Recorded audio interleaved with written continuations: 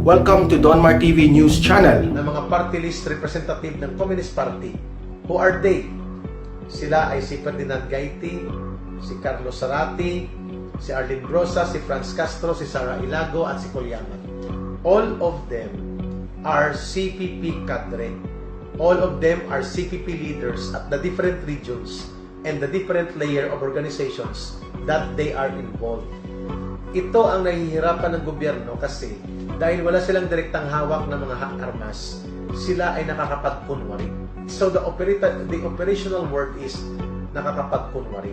At dahil tuloy-tuloy ang pagkukunwari, effective ang kanilang pagsisinungaling.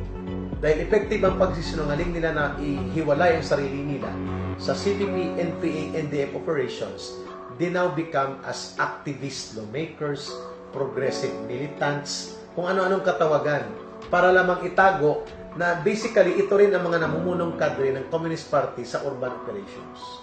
That's number one.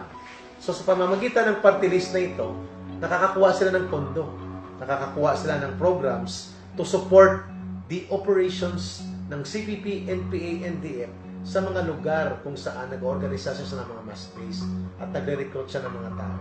And number three, nagagamit ng mga party list na ito ng Communist Party ang batas at ang ating institusyon sa Kongreso for them to be able to attack agencies and harass yung mga government.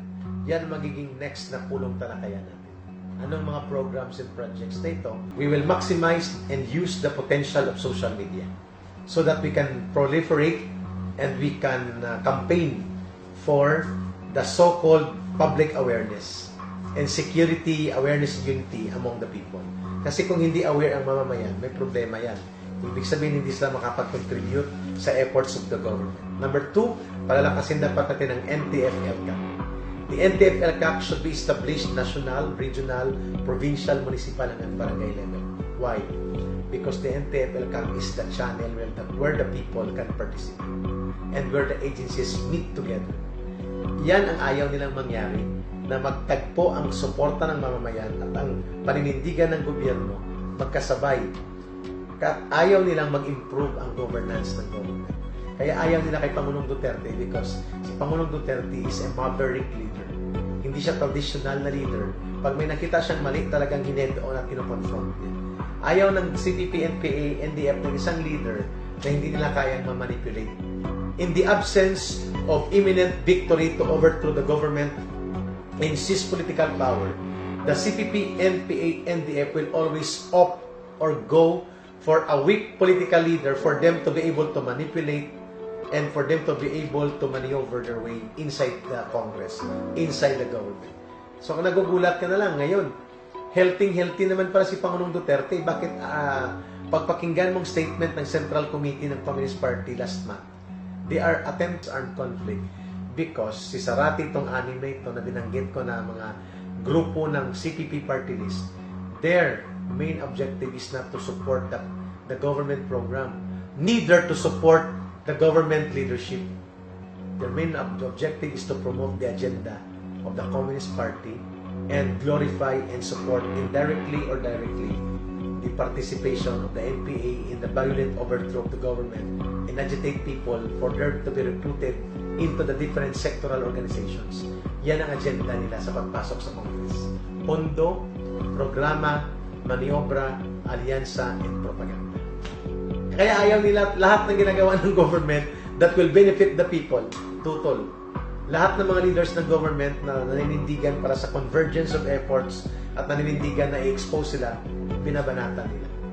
And this government, sorry to say, is a weak government for a long time until dumating si Pangulong Duterte at hined-on sila through the NTF-ELCAC. Kaya, by all means, hindi lamang nila ibubunyag ang NTF-ELCAC. By all means, sisirain ito, sisiraan, intrigahin, at pag-away-awayin ang mga officials of government. Sa tingin ko, bilang perspective ng former cadre, dumating na kasing panahon na nagkaroon tayo ng tamang formula. Buong gobyerno sama-sama, hindi lamang security sector at all levels down the line. Nagtutulong-tulong, convergence and harmonize ang effort sa lahat ng aspeto ng good governance, anti-corruption, accountable government, hindi abusado, delivering of social services, may pondo, may konkretong aksyon, at ang panghuling binabalansi ang mga kapakanan ng bawat sektor at mamamayan at ina-address ito, yan ang good governance. And that is why hindi yan papayagan ng CPP party list na binabanggit ko yung mga makabayan black na makalusot. Because that is against the objective of the CPP and PNDM, which is to overthrow the government and make the people believe that the government is always oppressor, tyrant, abuser, and corrupt. Those are the narratives 50 years ago. Inuulit-ulit lang namin yan na nandun pa ako. However, because wala pang LCAP, hindi converging ang aksyon ng government, nakakalusot na parang sila. Saan ka nakakita ng pundo? Every year ng University of the Philippines at ng PUP, Polytechnic University of the Philippines, nanggagaling sa taxpayer, inaaprubahan ng ating kongreso, pero ang mga maiingay na mga agitators, professional collaborators, and instrumentalities ng CPP, ilan ng handful of them, in UP and PUP, they can sabotage the entire university operations to the detriment of helpless victims and to the anger of the people na walang nagagawa ang leadership ng government inside UP. Napakasakit niyan. Same with Congress. That is why ayaw nila ng LCAC. Because through LCAC, na-expose sila. Through LCAC, napapakilos ang lahat ng agencies of government into the correct framework to address the local communist armed conflict, and through LCAC, nagkakaroon ng participation and venue ang mamamayan na makapagbahagi ng kanilang suporta at ugnayan sa pamahalaan. And through LCAC, napabilis ang mga elements of good governance down the line. Kaya, by all means, sabi ko kanina, through the CPP Special Operations in Congress and in the offices of the government where they infiltrate using itong mga maskara ng kanilang mga pagkukunwaring front organizations, their primary target right now is to disband, destroy, and intrigue, and even paralyze and disrupt the operations of the NTFL.